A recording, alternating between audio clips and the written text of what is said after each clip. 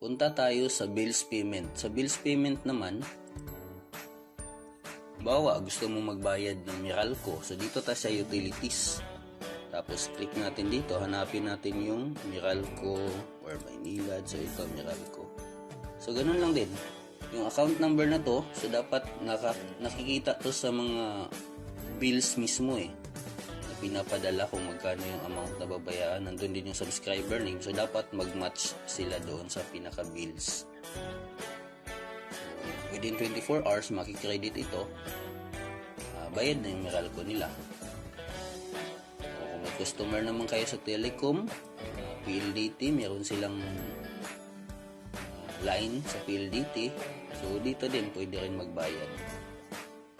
Government naman, ito yung SSS, pwede dito magbayad ng SSS.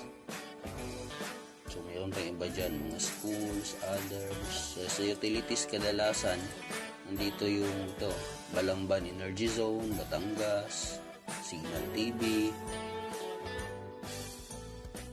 Manila Water. Basta yan, ito yung sa Cebu na electric company. I-select mo yan. So, pwede magbayad dyan ng Gico.